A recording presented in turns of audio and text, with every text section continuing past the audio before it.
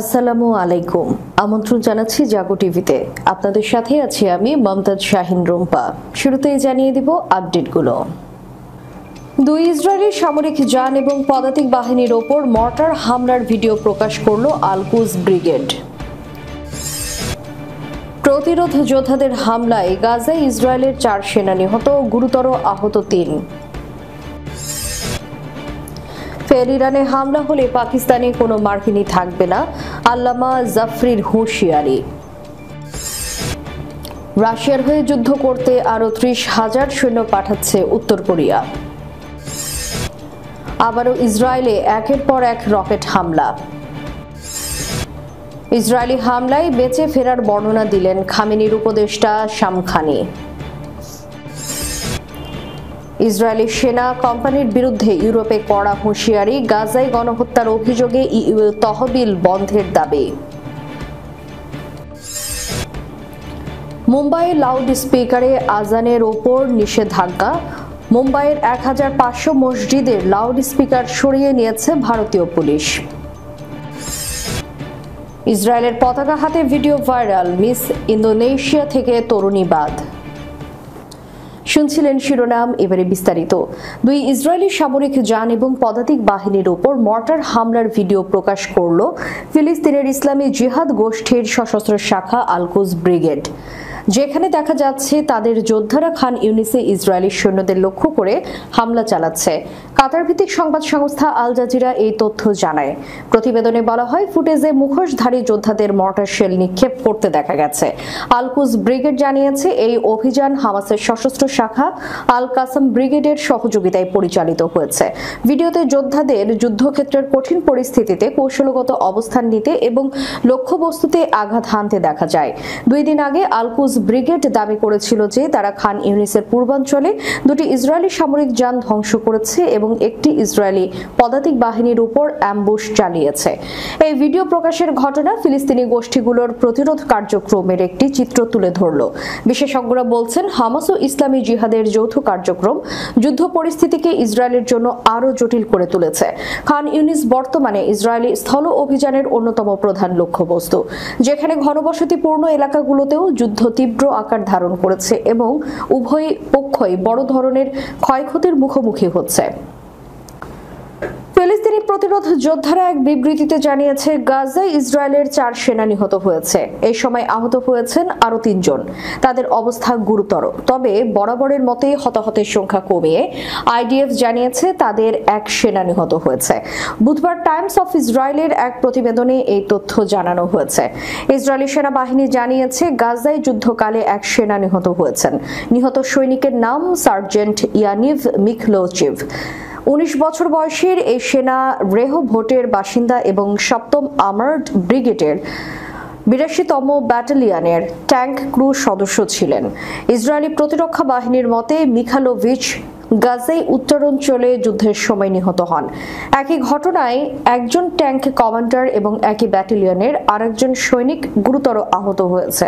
প্রতিবেদনে বলা হয়েছে, উত্তর গাজায় একটি পৃথক সংঘর্ষে কমান্ডো ব্রিগেডের এগজ ইউনিটের এক সৈনিকও গুরুতর আহত হয়েছেন। ইসরায়েল জানিয়েছে, আহত সকল সৈনিকের চিকিৎসার জন্য হাসপাতালে নেওয়া হয়েছে এবং তাদের পরিবারকে এই বিষয়ে অবহিত করা হয়েছে। এর আগে বিবিসি জানিয়েছে, গাজা উপত্যকায় 60 দিনের যুদ্ধবিরতির জন্য প্রয়োজনীয় শর্তগুলো ইসরায়েল মেনে নিয়েছে, এমনই দাবি করেছেন যুক্তরাষ্ট্রের প্রেসিডেন্ট ডোনাল্ড ট্রাম্প। তবে হামাস এই প্রস্তাব গ্রহণ করবে কিনা তা এখনো স্পষ্ট নয়। এক বিবৃতিতে ট্রাম্প বলেছেন, এই যুদ্ধবিরতির সময়ে আমরা সব পক্ষের সঙ্গে কাজ করব যুদ্ধ শেষ করার লক্ষ্যে। তবে ইসরায়েল যেসব শর্তে সম্মত হয়েছে সে সম্পর্কে বিস্তারিত কিছুই জানাননি তিনি। ফের ইরানে হামলা হলে পাকিস্তানে কোনো মার্কিনি থাকবে না। ইরানের সর্বোচ্চ নেতা আয়াতুল্লাহ আলী খামেনিকে একজন ধর্মীয় নেতা এবং একজন মারজা হিসেবে বর্ণনা করেছেন পাকিস্তানি সিনেটের সদস্য আল্লামা রাজা নাসির আব্বাস জাফরি। আল্লামা জাফরি উল্লেখ করেছেন, ধর্মীয় কর্তৃপক্ষ একটি ফতোয়া জারি করেছে যাতে বলা হয়েছে যে কেউ যদি খামেনিকে হুমকি দেয় সে আল্লাহর শত্রু, যার শাস্তি ইসলামে মৃত্যুদণ্ড। প্রেস টিভির বরাত দিয়ে সংবাদ সংস্থা মেহের নিউজ জানিয়েছে, পাকিস্তানি এক সিনেটর বলেছেন, ট্রাম্প এবং নেতানিয়াহুর জানা উচিত যে যদি কোনো আক্রমণ করা হয় তবে তা কেবল ইরানের উপর আক্রমণ হবে না, বরং বিশ্বের সব মুসলিমের জবাব দেবে। আল্লামা রাজা নাসির আব্বাস জাফরি আরো বলেছেন, আমরা পাকিস্তানেও এর জবাব দেব। যদি এমন কোনো পদক্ষেপ নেওয়া হয় তাহলে কোনো আমেরিকান পাকিস্তান থাকবে না। যখন ট্রাম্প এবং নেতানিয়াহু কোনো আইন মানে না তখন আমরাও চুপ থাকব না। এর আগে গেল রোববার ইরানের জ্যেষ্ঠ ধর্মীয় নেতা গ্র্যান্ড আয়াতুল্লাহ নাসের মাকারেম শিরাজি এবং গ্র্যান্ড আয়াতুল্লাহ হোসেন নুরি হামদানি আয়াতুল্লাহ খামেনির উপর যে কোনো আক্রমণ বা হুমকির বিরুদ্ধে ফতোয়া জারি করেন। তারা বলেন, কোনো ব্যক্তি বা সরকার যদি ইসলামী উম্মাহ এবং এর সার্বভৌমত্বের ক্ষতি করার জন্য নেতৃত্ব এবং ধর্মীয় কর্তৃত্বকে হুমকি দেয় বা আক্রমণ করে তাদের বিরুদ্ধে সংঘর্ষের রায় কার্যকর হবে। ইউক্রেন রাশিয়া যুদ্ধে রাশিয়ার পক্ষে লড়তে আরো 30,000 সৈন্য পাঠাচ্ছে উত্তর কোরিয়া। এক গোপন ইউক্রেনীয় গোয়েন্দা প্রতিবেদকের বরাতে মার্কিন সংবাদ মাধ্যম জানিয়েছে, ইউক্রেনের ফ্রন্টলাইন রুশ বাহিনীর পাশে লড়াই করতে প্রস্তুতি নিচ্ছে এই বিশাল উত্তর কোরীয় বাহিনী।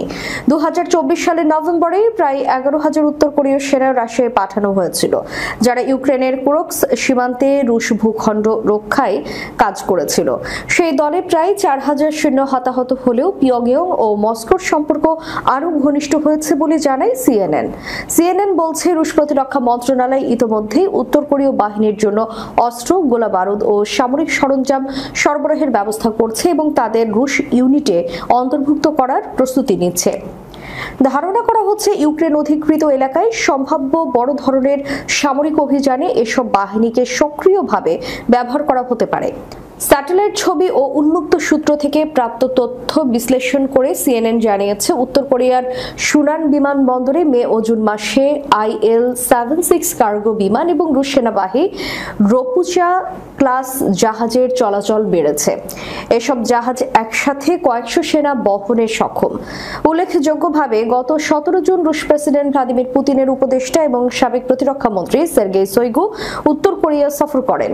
সেখানে তিনি ঘোষণা দেন, উত্তর কোরিয়া থেকে 1000 মাইন নিষ্কাশনকারী ও 5000 সামরিক নির্মাণ শ্রমিক রাশিয়ায় যাবে, যারা যুদ্ধবিধ্বস্ত কুরস্ক অঞ্চলের অবকাঠামো পুনর্গঠনে সহায়তা করবে। ইসরায়েলে একের পর এক রকেট হামলা হয়েছে। দেশটির সেনাবাহিনী জানিয়েছে, উত্তর গাজা থেকে এসব রকেট ছোড়া হয়েছে। ইসরায়েলের বিমান বাহিনী 2টি রকেট প্রতিহত করেছে বলে জানিয়েছে দেশটির কর্তৃপক্ষ। এক্সে করা এক পোস্টে দখলদার সামরিক বাহিনী জানায়, স্থানীয় সময় সন্ধ্যা 6:47 সক্রিয় সতর্কতা অনুসরণ করে বিমান বাহিনী উভয় গাজা উপত্যকা থেকে আসা 2টি রকেট প্রতিহত করেছে। গাজা সীমান্তের কাছে অবস্থিত সেডেরট এবং ইবিমে সাইরেন বাজানোর পর আইডিএফ জানিয়েছে যে তারা পরিস্থিতি খতিয়ে দেখছে। এর আগে মঙ্গলবার রাতে নতুন করে ইসরায়েলে হামলা চালায় ইয়েমেনের হুথি যোদ্ধারা। এই হামলার আগে দেশ জুড়ে সতর্কতা জারি করে ইসরায়েলের প্রতিরক্ষা বাহিনী। আইডিএফ জানায়, ইয়েমেন থেকে ইসরায়েলি ভূখণ্ডের দিকে একটি ক্ষেপণাস্ত্র নিক্ষেপ করা হয়। প্রতিক্রিয়ায় বিমান প্রতিরক্ষা ব্যবস্থা সক্রিয় করা হয়েছে এবং হুমকি প্রতিহত করার জন্য কাজ করছে। সূত্র আল জাজিরা। ইসরায়েলি হামলায় বেঁচে ফেরার বর্ণনা দিলেন খামেনির উপদেষ্টা শাম খানে। সাম্প্রতিক ইরান ইসরায়েল উত্তেজনার মধ্যে সবচেয়ে আলোচিত ইস্যু ছিল ইরানের সর্বোচ্চ ধর্মীয় নেতার শীর্ষ উপদেষ্টা রিয়ার অ্যাডমিরাল আলী শাম খানের নিহত হওয়ার খবর। তবে বুধবার মার্কিন সংবাদ মাধ্যম নিউ ইয়র্ক টাইমসের এক প্রতিবেদনে বলা হয়েছে, আলী শাম খানি বেঁচে আছেন। এর আগে গত 13 জুন ইসরায়েল দাবি করেছিল তাদের হামলায় শাম খানি নিহত হয়েছেন। ইরানও প্রাথমিকভাবে তা নিশ্চিত করে। তবে রাষ্ট্রীয় বার্তা সংস্থা ইরনা ও অন্যান্য গণমাধ্যম জানায়, তিনি আহত হলেও বেঁচে আছেন। দীর্ঘদিন তার কোনো ছবি বা বক্তব্য না আসায় মৃত্যু গুজব আরো জোরালো হয়। শেষ পর্যন্ত শাম খানের ছবি ও সাক্ষাৎকার প্রচার করেছে ইরানের রাষ্ট্র টিভি IRIB। একই দিনে তিনি নিহত সামরিক কর্মকর্তা ও পরমাণু বিজ্ঞানীদের জন্য আয়োজিত জানাজায় উপস্থিত ছিলেন, যেখানে তার নামেও জানাজা অনুষ্ঠিত হয়। গত শনিবার অন্যান্য কমান্ডারদের জানাজায় শাম খানিকে দেখা গেছে বলে আজকের প্রতিবেদনে জানিয়েছে নিউ ইয়র্ক টাইমস। তারা বলেছে শনিবার শামখানি কালো স্যুট এবং কালো শার্ট পরে আসেন, তবে ওই সময় তার হাঁটতে কষ্ট হচ্ছিল। এছাড়া হাঁটার জন্য তিনি একটি লাঠিও ব্যবহার করছিলেন। তাকে এই সময় বেশ দুর্বল, মুখ শুকনো এবং তার ঘাড়ের অংশটি বেঁকে আছে দেখা যাচ্ছিল। গত শনিবার ইরানি টিভির এক সাক্ষাৎকারে শামখানি বলেছেন, আমি বিছানায় শুয়েছিলাম, আমার স্ত্রী পাশের রুমে ঘুমাচ্ছিল। আমার যে ছেলে আমাদের সঙ্গে থাকে সে হামলার 10 মিনিট আগে ঘর থেকে বেরিয়ে যায়।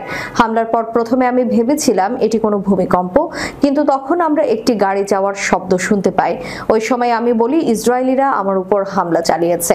ভবনটি ধসে পড়ায় অক্সিজেনের অভাবে আমার শ্বাস নিতে কষ্ট হচ্ছিল। তিনি আরো বলেন, আমি ধ্বংসস্তূপের নিচে 3 ঘন্টা আটকে ছিলাম। ওই সময় জোরে জোরে আমি আমার স্ত্রী ও সন্তানকে ডাকছিলাম। তখন উদ্ধারকারীরা আমার কথা শুনতে পায়। তারা প্রথমে আমার পা খুঁজে বের করে, এরপর আমার পুরো দেহ ধ্বংসস্তূপ থেকে উদ্ধার করে। ইসরায়েলি সেনা কোম্পানির বিরুদ্ধে ইউরোপে কড়া হুঁশিয়ারি। গাজায় গণহত্যার অভিযোগে ইইউ তহবিল বন্ধের দাবি। গাজা উপত্যকায় চলমান যুদ্ধে এবং মানবাধিকার লঙ্ঘনের অভিযোগে ইসরায়েলি সামরিক কোম্পানিগুলোকে ইউরোপীয় ইউনিয়নের তহবিল থেকে নিষিদ্ধ করার আহ্বান জানিয়েছেন ইউরোপীয় পার্লামেন্টের স্প্যানিশ সদস্য নাচো সানচেজ আমোর। এক বিবৃতিতে সমাজতান্ত্রিক দলের এই এমইপি ও ইউরোপীয় পার্লামেন্টের মানবাধিকার বিষয়ক উপকমিটির সদস্য বলেন, ইউরোপীয় ইউনিয়নের উচিত মানবাধিকার লঙ্ঘনের বিষয়ে কোনো দ্বিমাত্রিক নীতি অনুসরণ না করা। তিনি স্পষ্ট ভাষায় বলেছেন, মানবাধিকার লঙ্ঘনের বিষয়ে ইইউ এর দ্বিমুখী নীতি চলতে পারে না এবং নেতানিয়াহুর গণহত্যামূলক কর্মকাণ্ডে ইইউ অংশীদার হতে পারে না। নিজের এক্স অ্যাকাউন্টে দেওয়া বার্তায় তিনি আরো উল্লেখ করেছেন, 2023 সালের শেষ দিক থেকে ফিলিস্তিনি জনগণের বিরুদ্ধে ইসরায়েলি প্রধানমন্ত্রী বেনিয়ামিন নেতানিয়াহু যে ধ্বংসাত্মক যুদ্ধ পরিচালনা করেছেন তা একটি সুস্পষ্ট গণহত্যা। এমইপি আমর জানান, তার এই দাবি স্পেনের আরেক এমইপি সান্দ্রা গোমেজের সঙ্গে যৌথভাবে ইউরোপীয় কমিশনের কাছে পাঠানো হয়েছে। তারা ইউরোপীয় কমিশনকে ট্যাগ করে একযোগে এই আবেদন জানিয়েছেন। এই আহ্বান এমন সময় এলো যখন গাজা যুদ্ধকে কেন্দ্র করে ইসরায়েলের বিরুদ্ধে আন্তর্জাতিক মহলে মানবাধিকার লঙ্ঘনের অভিযোগ ক্রমাগত বেড়েই চলেছে। জাতিসংঘ ও বিভিন্ন মানবাধিকার সংগঠন ইতিমধ্যেই গাজায় ইসরায়েলি হামলার তীব্র সমালোচনা করেছে। মুম্বাইয়ের 1500 মসজিদের লাউডস্পিকার সরিয়ে নিয়েছে ভারতের উগ্র হিন্দুত্ববাদী পুলিশ প্রশাসন। বুধবার কাশ্মীর মিডিয়া সার্ভিসের এক প্রতিবেদনে একথা জানানো হয়। প্রতিবেদনে বলা হয়েছে, মহারাষ্ট্রের রাজ্য সরকারের নির্দেশে মুম্বাইয়ের প্রায় 1500 মসজিদ এবং অন্যান্য ধর্মীয় প্রতিষ্ঠান থেকে লাউডস্পিকার সরিয়ে নিয়েছে। মুম্বাই পুলিশ কমিশনার দেবিন ভারতী এই প্রসঙ্গে বলেন, পুলিশ সকল ধর্মের উপাসনালয়ে স্থাপিত লাউডস্পিকারের বিরুদ্ধে ব্যবস্থা নিয়েছে। শহরের ধর্মীয় স্থানগুলোকে লাউডস্পিকার মুক্ত করেছে। ভারতে নিশ্চিত করেছেন যে মুম্বাই এবং এর আশপাশের এলাকা জুড়ে শত শত মসজিদ এবং অন্যান্য উপাসনালয় থেকে লাউডস্পিকার সরিয়ে ফেলা হয়েছে। রাজনৈতিক, সামাজিক এবং সম্প্রদায়ের নেতাদের সাথে বারবার আলোচনার পরে এই পদক্ষেপ নেওয়া হয়েছে বলে তিনি উল্লেখ করেন। পুলিশ কমিশনার স্পষ্ট করে বলেন, যেখানে যেখানে লাউডস্পিকারগুলো নামিয়ে ফেলা হয়েছে সেখানে পুনরায় লাউডস্পিকার যুক্ত করা যাবে না, শুধুমাত্র ধর্মীয় উৎসবের সময়, তাও আবেদন ও শব্দ দূষণ আইন অনুসারে অস্থায়ীভাবে লাউডস্পিকার ব্যবহারের অনুমতি দেওয়া হবে।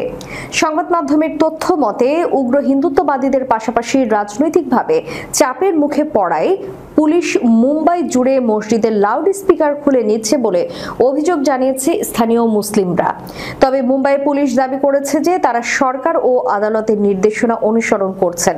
কোনো উপাসনালয় যেন শব্দের মাত্রা সংক্রান্ত নিয়ম লঙ্ঘন না করতে পারে তা নিশ্চিত করতেও তারা বদ্ধপরিকর। ইসরায়েলের পতাকা নিয়ে নাচার পুরনো ভিডিও ভাইরাল হওয়ার পর মিস ইন্দোনেশিয়া প্রতিযোগিতা থেকে এক তরুণীকে বাদ দেওয়া হয়েছে। তার পরিবর্তে একই প্রদেশের রানার আপ তরুণী প্রতিযোগিতায় অংশ নিচ্ছেন। বুধবার সৌদি ভিত্তিক সংবাদ মাধ্যম আরব নিউজের প্রতিবেদনে এই তথ্য জানানো হয়।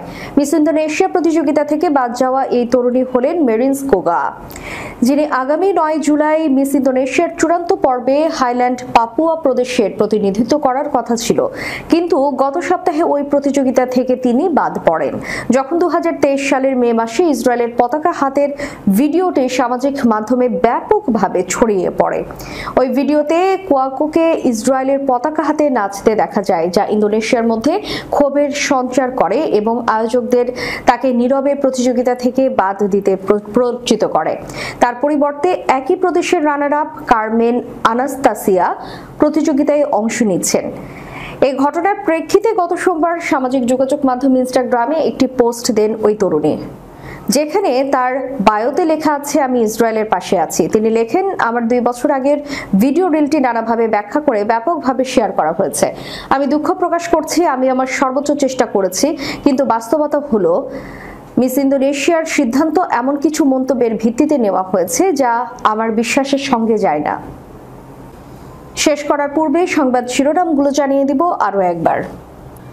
2 ইসরায়েলি সামরিক যান এবং পদাতিক বাহিনীর ওপর মর্টার হামলার ভিডিও প্রকাশ করল আল-কুদস ব্রিগেড। প্রতিরোধ যোদ্ধাদের হামলায় গাজায় ইসরায়েলের 4 সেনা নিহত, গুরুতর আহত 3। ফের ইরানে হামলা হলে পাকিস্তানে কোনো মার্কিনি থাকবে না, আল্লামা জাফরির হুঁশিয়ারি। রাশিয়ার হয়ে যুদ্ধ করতে আরও 30,000 সৈন্য পাঠাচ্ছে উত্তর কোরিয়া। আবারও ইসরায়েলে একের পর এক রকেট হামলা। ইসরায়েলি হামলায় বেঁচে ফেরার বর্ণনা দিলেন খামেনির উপদেষ্টা শামখানি। ইসরায়েলি সেনা কোম্পানির বিরুদ্ধে ইউরোপে কড়া হুঁশিয়ারি, গাজায় গণহত্যার অভিযোগে ইইউ তহবিল বন্ধের দাবি। মুম্বাইয়ে লাউড স্পিকারে আজানের ওপর নিষেধাজ্ঞা। মুম্বাইয়ের 1500 মসজিদের লাউড স্পিকার সরিয়ে নিয়েছে ভারতীয় পুলিশ।